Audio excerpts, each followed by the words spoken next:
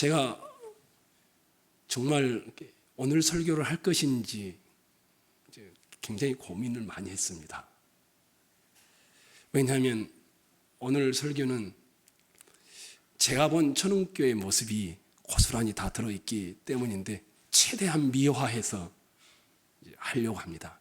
여러분들을 미워하거나 천흥교회를 싫어하거나 이런 의도는 전혀 없습니다. 근데 천흥교회가 이랬으면 좋겠다라는 생각이 들어있어서 여러분들에게 먼저 이렇게 양해를 구하는 것입니다. 저는 시드니에 있을 때 영어권의 아이들을 주로 목양을 했습니다. 2세들, 1.5세들, 그리고 우리 임여재 집사나 또 진묘 자매처럼 유학원 유학생들, 또 박형순 형제처럼 잠시 왔다 가는 워킹 홀리데이 학생들을 제가 목양을 했었습니다. 그러다 보니까 장년부와는 그렇게 큰 관계를 두지 않습니다. 그저 만나면 인사하는 정도였습니다. 그분들 대부분은 저를 구체적으로 잘 모르지요. 저도 그분들을 구체적으로 잘 모릅니다. 게다가 이민교회 치고는 300~400명이 되는 교회였기 때문에 각 부서에 사역자들이 6명 정도가 있었고 간사들이 3명 정도가 있었기 때문에 쉽게 알 수 있는 형편은 아니었습니다. 이런 때에 대부분의 성도들이 그리고 간사님들이 저를 찾아와서 자기 인생 이야기를 하는 것이었습니다. 함께하는 우리 동역자들, 목사님들도 모이면 늘 불만의 내용을 같이 나누는데 그 내용들이 한결같았습니다. 담임 목사님에 대한 이야기였습니다. 본인들은 다 느낀다라는 겁니다. 성도들도 마찬가지였고 사역자들도 관사들도 마찬가지였습니다. 담임 목사님이 설교를 참 잘한다라는 겁니다. 근데 진심이 느껴지지 않는다라는 겁니다.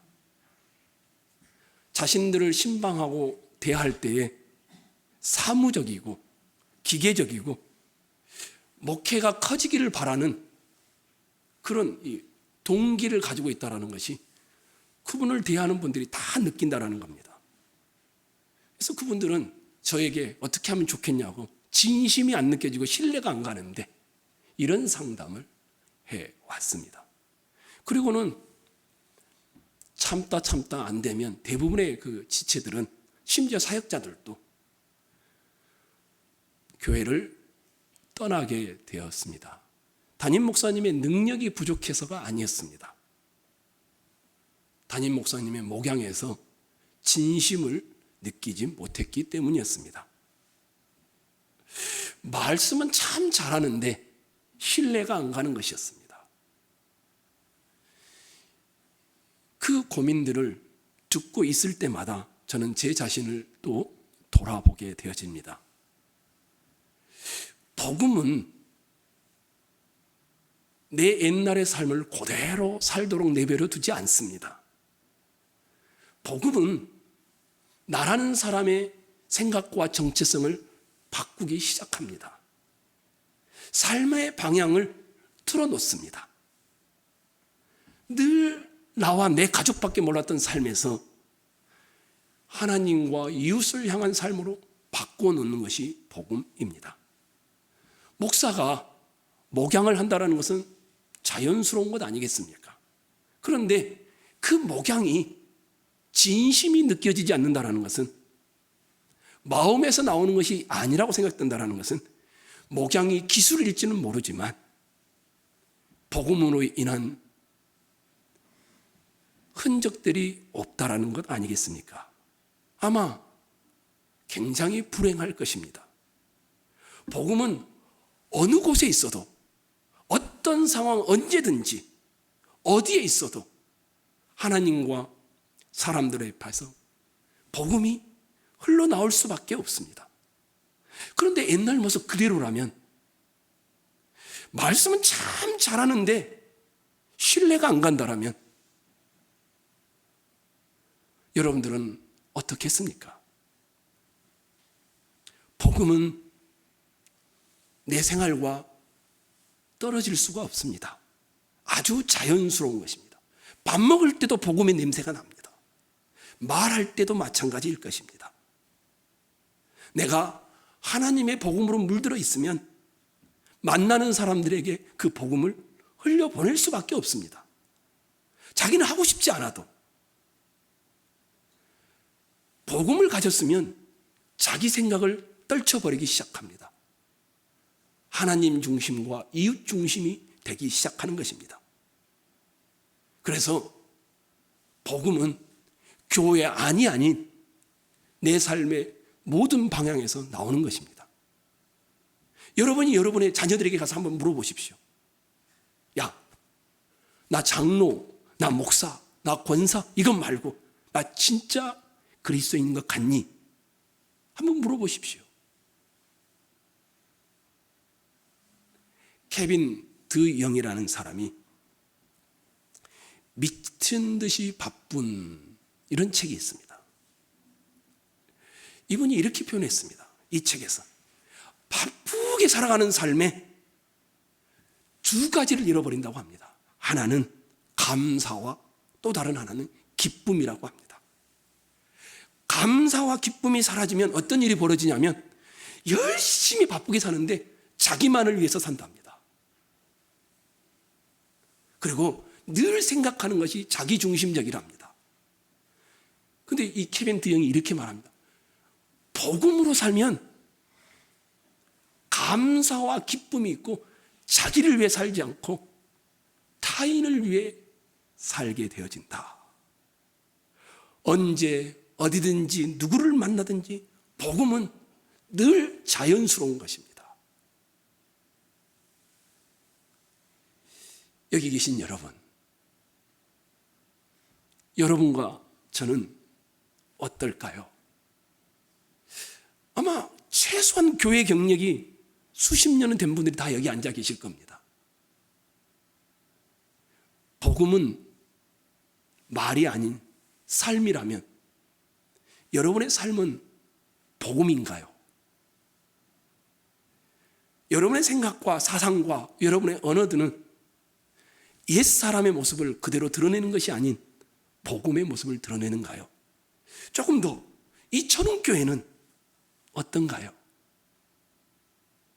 복음이 흘러가고 스며가는 그런 교회인가요? 아니면 그저 서로 알고 있는 인간적인 의리로 모여진 그런 교회의 모습은 아닌가요? 그래서 제가 이런 이야기를 하려고 하니 여러분과 함께 조금 쓴소리가 나오게 됩니다. 오늘 이홍범 목사님과 함께 봉독했던 고린도전서 11장 17절로 34절은 이 고린도 교회는 아주 잘 모이는 교회였습니다. 고린도전서 11장 17절로 34절에 모인다라는 말이 수차례 쓰였습니다. 그 중에서 제가 찾아본 것만 해도 최소한 5번입니다. 17절이 이렇게 시작합니다. 내가 명하는 이 일에 너희를 칭찬하지 아니하나니 이는 너희의 모임이 예배를 말하는 겁니다. 유익이 못되고 18절도 이렇게 되어 있습니다. 먼저 너희가 교회에 모일 때에 20절도 이렇게 되어 있습니다. 그런즉 너희가 함께 모여서 33절에도 그런즉 내 형제들아 먹으러 모일 때에 34절에도 누구든지 시장하거든 집에서 먹을지니 이는 너희의 모임이 판단받는 모임이 되지 않게 하려 함이라. 고린도 교회의 가장 칭찬받을 만한 특징이 뭐냐면 모이는 것입니다.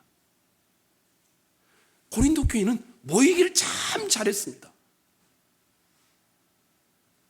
우리처럼 자유가 있던 때가 아닙니다. 모이기를 잘했으니 이 일로 인해서 칭찬을 받아야 하잖아요. 그런데 칭찬하지 않습니다. 여러분이 한번 고린도전서 11장을 한번 찾아보실래요? 다시 골로새서로 와야 되니까 골로새서도 접어놓으시고 고린도전서 11장 17절로 18절 한번 찾아보십시오. 오 목사님, 우리 안희수 어르신 뒤에 밖에 계십니다.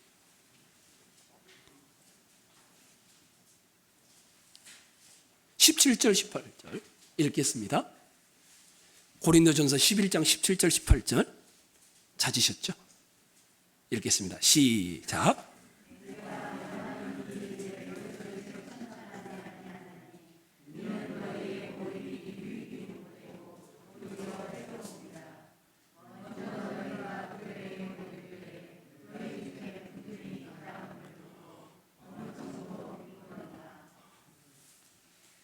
여러분이 교회로 모일 때에, 신자들이 교회라는 공동체로 모일 때에 얼마나 좋은 일이에요.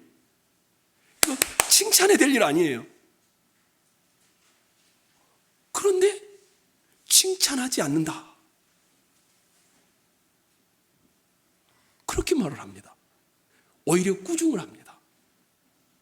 고린도 교회 성도들이 교회로 모일 때에 음식을 가지고 왔습니다.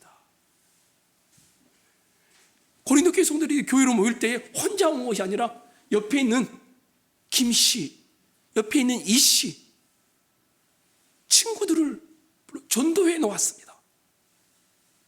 그런데 그 안에서 갈라서는 겁니다.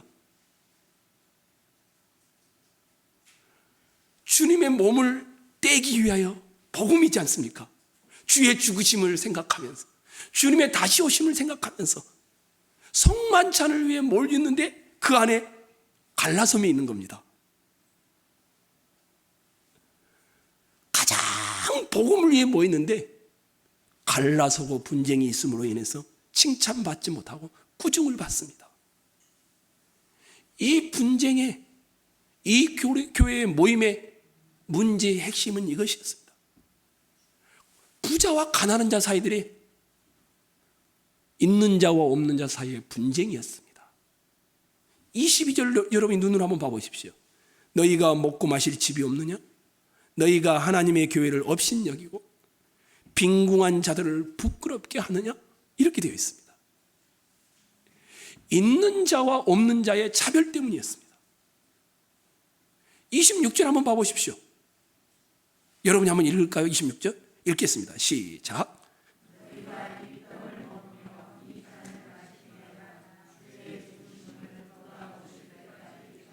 예, 거기까지입니다.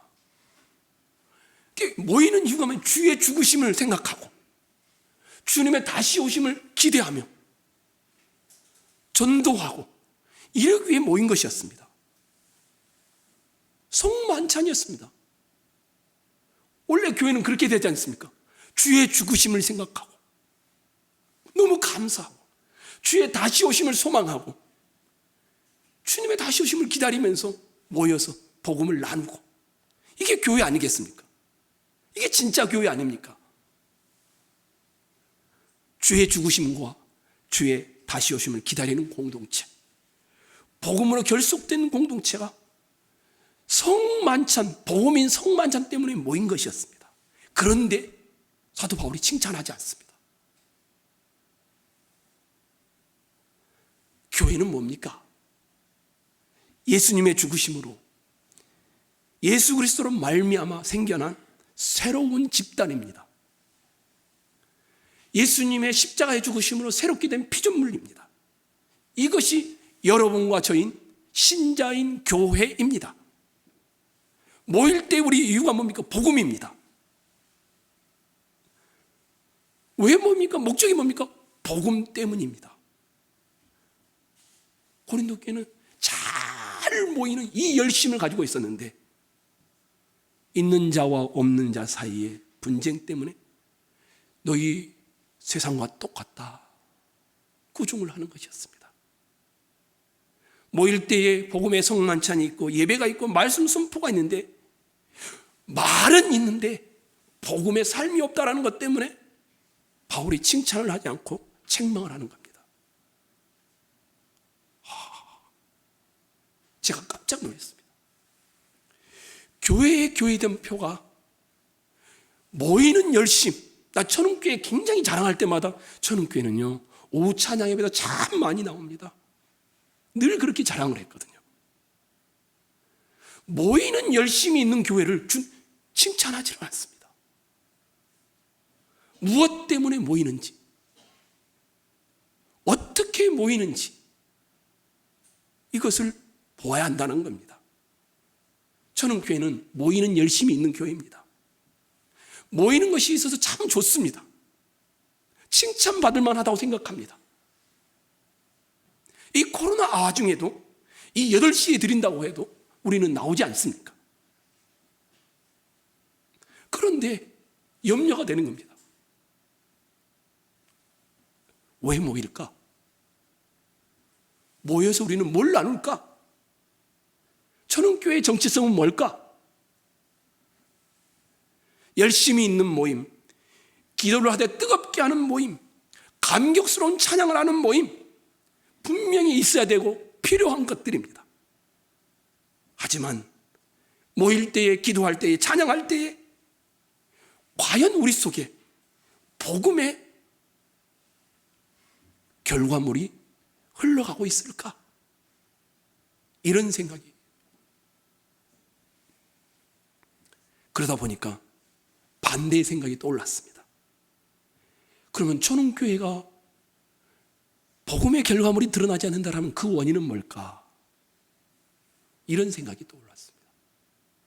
그것이 골로새서 3장 5절로 17절 오늘 본문의 내용입니다. 다시 여러분이 골로새서 3장으로 찾아가겠습니다.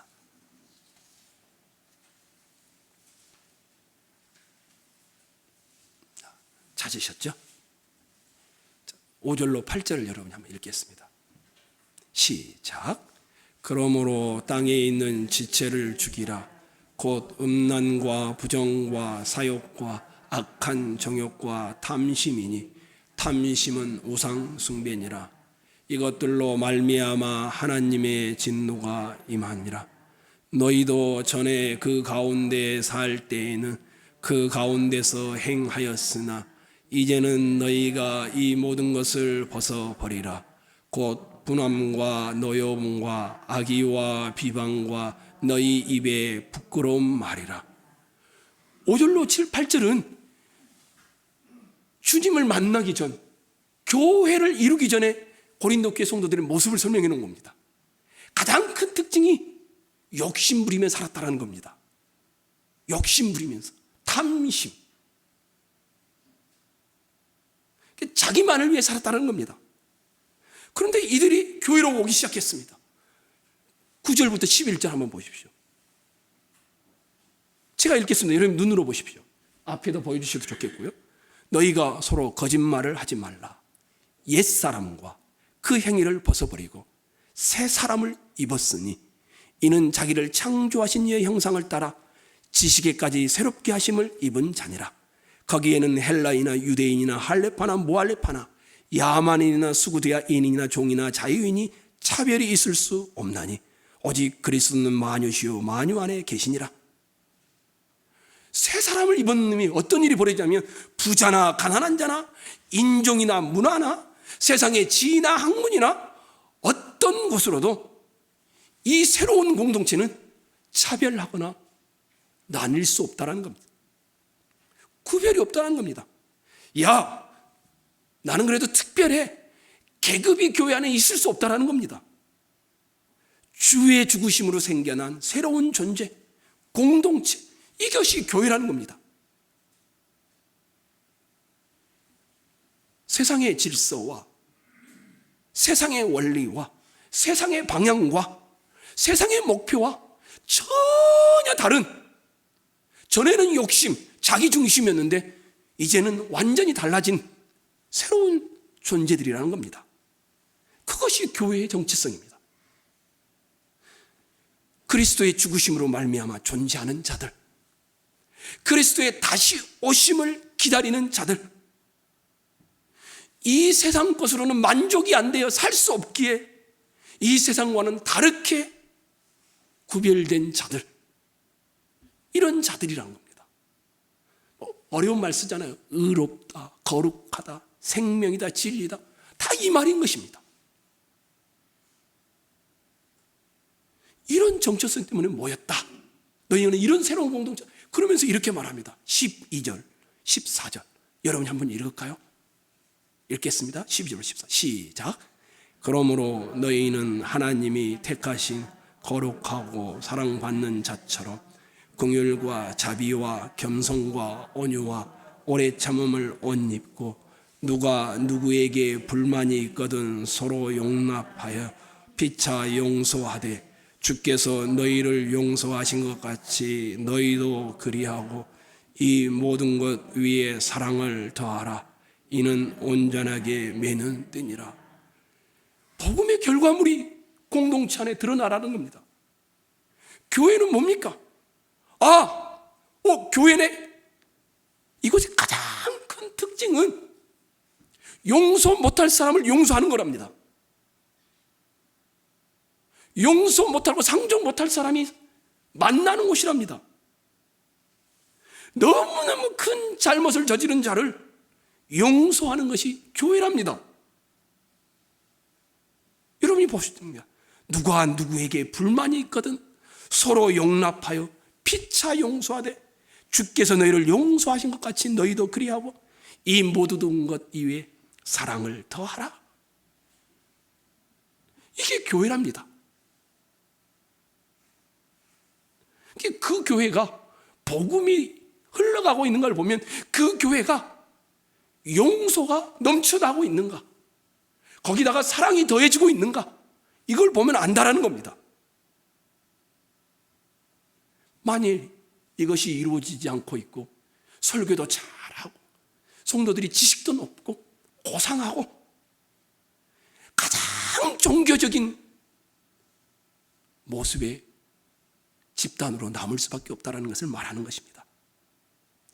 예수님의 죽으심을 기억하고 예수님의 죽으심의 그 의미와 결과가 나에게 와서 교회로 모이는 것입니다.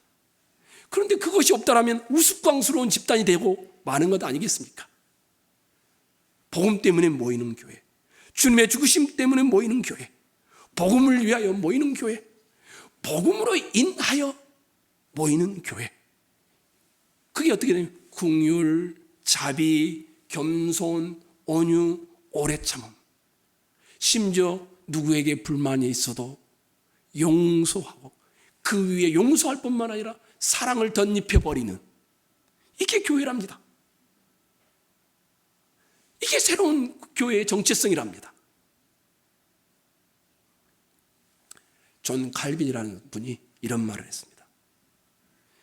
복음의 효력은 우리를 교회로 끌어모으는 것을 넘어서서 마음속 깊은 감정까지 파고들어서 영혼 안에 자정하여 자기 인생 전체에 영향을 준다.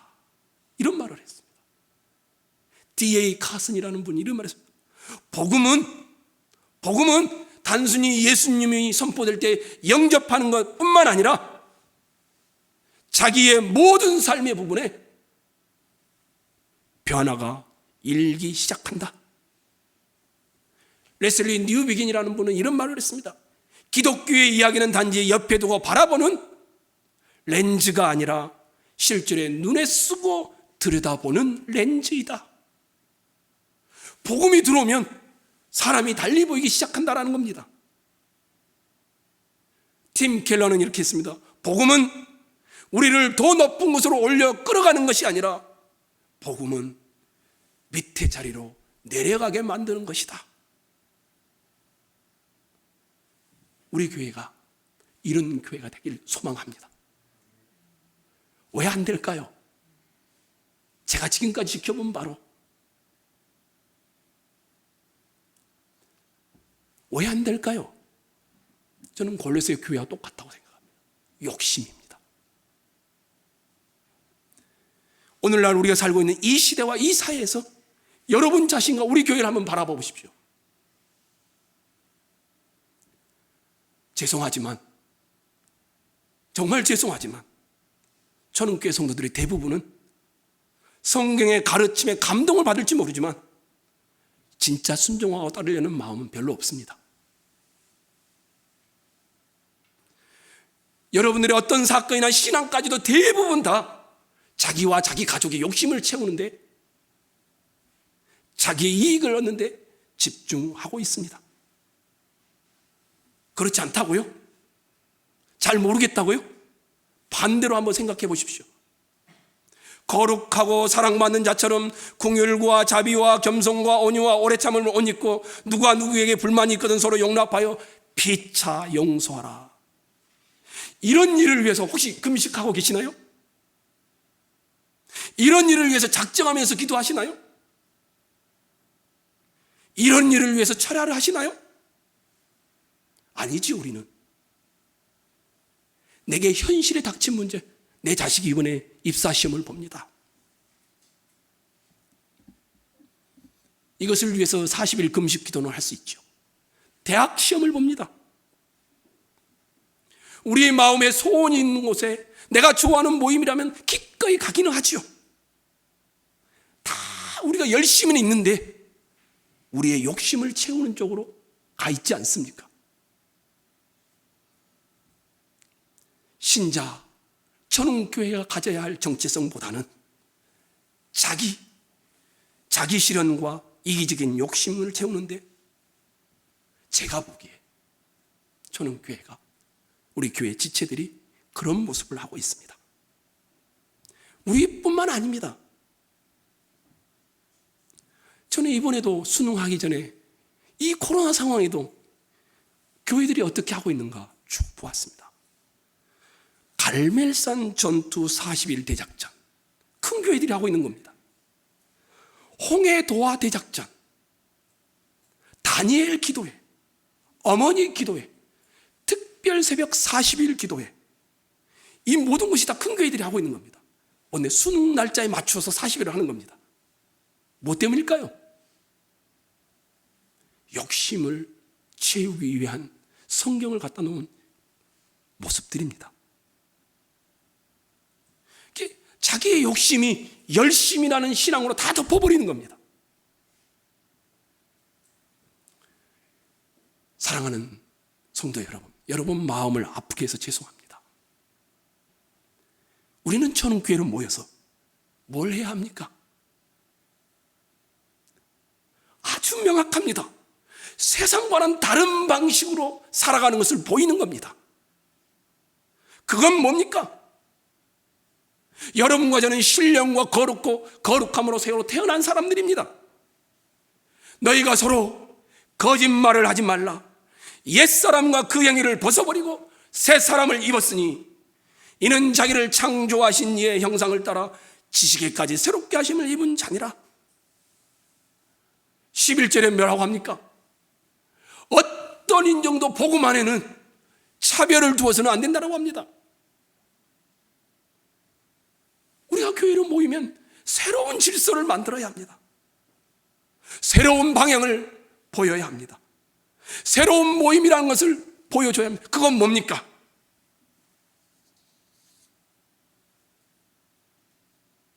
용서 못할 사람을 용서하는 겁니다.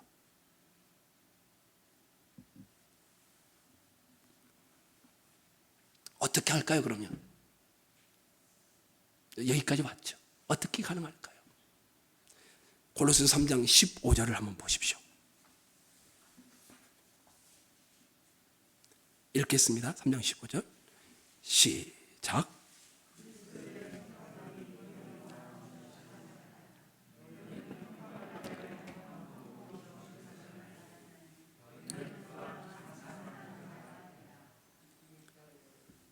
여기 평강은 뭘까요? 그리스도의 평강이 너희 마음을 주장하게 하라. 신비한 힘일까요? 아닙니다.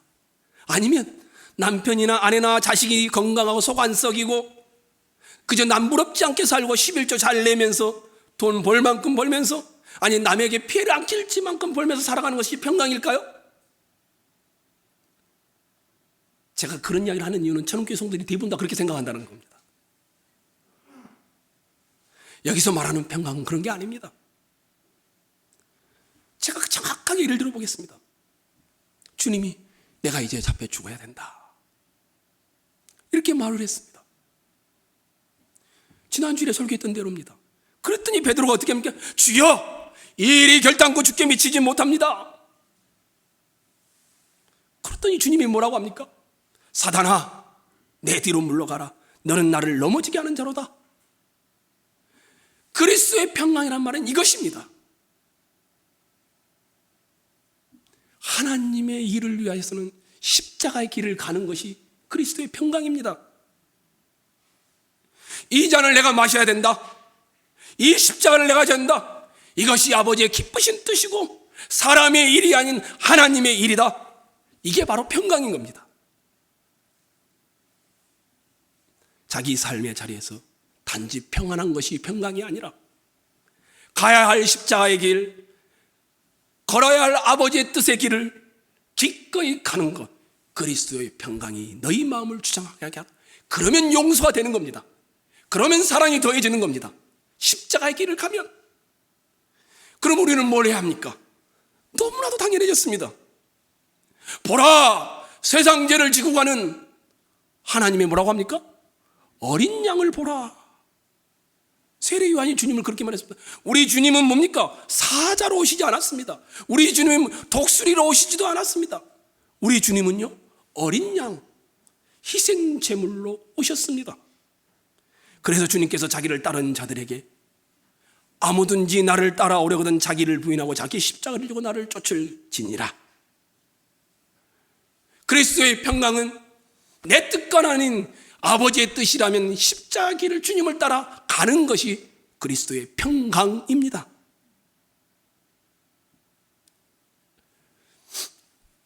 여러분이 여러분의 자녀들을 앞날을 위해서 기도하는 것을 저는 굉장히 박수치고 좋아합니다. 여러분의 가정의 축복을 위해서 기도하는 것을 정말 격려하고 또 그렇게 하고, 저도 새벽마다 성도들 가정을 놓고 늘 생각하며 기도합니다. 그런데 진짜 신앙 실력은요, 언제 드러나는 줄 아십니까? 기도한 대로 되지 않을 때입니다. 그때 여러분과 저는 어떻게 하면, 맞습니다, 하나님. 실패했는데 하나님 감사합니다. 그것도 은혜입니다. 이루어지지 않았는데 하나님 그 또한 감사합니다. 이게 바로 십자가의 길을 걷는 겁니다. 그리고는 자녀에게 또 여러분 가족에게 돌아서서는, 야, 너는 왜 나를 창피하게 만드냐? 취업이 안 돼가지고 못나게 살아가지고 그렇게 하는 거 아닙니다. 자녀들에게, 가족에게 세상을 의지하지 않고 하나님을 의지하고 사니 어떤 일이 우리에게 일어나도 우리에게는 손해가 없단다. 열심히 네가 한 것으로 충분하단다. 격려하는 것입니다. 위로하는 것입니다.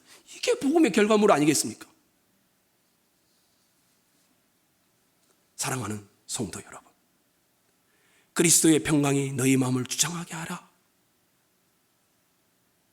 이것으로 끝나지 않고, 너희는 평강을 위하여 한 몸으로 부르심을 받았나니 너희는 또한 감사하는 자가 되라. 감사라는 말이 나옵니다. 16절로 17절로 제가 다 읽지는 않겠지만 감사라는 말로 끝나고요, 감사가 도중에 들어있습니다. 그리스도의 말씀이 우리 안에 충만해지면 세상의 위협에 지지 않게 되고, 하나님의 말씀에 근거하여 뭐가 나오냐면 감사가 나온다는 겁니다. 제가 이런 말 하면 믿지 않더라고요, 성도들이. 신자에게는 절대적 실패는 없습니다. 절대적 비극이나 절망은 신자에게 있지 않습니다. 신자에게 일어나는 모든 일에는 자신에게 유익이 되든 되지 않든 감사로 결론 맺게 되어 있습니다. 저 사람들은 나보다 더 낫다. 저 사람들은 나보다 훨씬 더 좋은데. 저 사람들에게는 감사가 없습니다. 신자에게는 그저 하루 먹고 하루 살아가는 것 같은데도 마음에 감사가 있습니다. 우리에게는 하나님께서 영원히 인쳐놓은, 기다리며 살아가는 그 소망이 있기 때문입니다. 저는 교회가 정말 복음의 결과물이 잘 드러나는 그런 교회가 되기를 주의 이름으로 축원합니다. 다시 말씀을 정리하겠습니다. 천은교회에 가장 필요한 건 뭘까요? 고린도 교회처럼 우리 교회는 모이길 잘하고 있습니다. 이 코로나 와중에도 3부든 4부든 모여야 합니다. 그걸 정말 칭찬할 만합니다. 초대교회처럼 모이는 것은 코로나 시대에도 계속되고 있습니다. 우리에게는 모이는 열심이 있습니다. 정말 좋은 일입니다. 여러분 계속 하십시오. 그런데 고린도 교회는 이걸로 칭찬받지 못합니다. 왜요? 복음이 말로만 있지 결과로 드러나지 않기 때문이었습니다. 복음이 결과로 드러나는 건 뭡니까? 용서입니다. 가장 큰 잘못을 한 자까지도 용서할 수 있는 그 공동체, 이게 새로운 질서 아니겠습니까? 용서는 어떻게 가능합니까? 한 가지입니다. 주님의 길이 내 길이 되는 겁니다. 아버지의 뜻이 가장 선하고 아름다움을 고백하는 겁니다. 십자가, 그 길을 걷는데 그것이 평강으로 와 있는 것, 이것이 우리가 이 공동체를 만들어가는 정체성입니다. 사랑하는 전원교회 성도 여러분, 모든 청량리 주변의 사람들이 전원교회를 보면서 한 가지만 말했으면 좋겠습니다. 저 교회 사람들은 달라. 정말 따뜻해. 이런 말이 나왔으면 좋겠습니다. 저 교회 사람들은 말을 많이 하지 않아. 정말 따뜻해. 정말 그리스도의 사랑이 배어나는 그런 전 공동체를 이루기를 주의 이름으로 부탁드리겠습니다.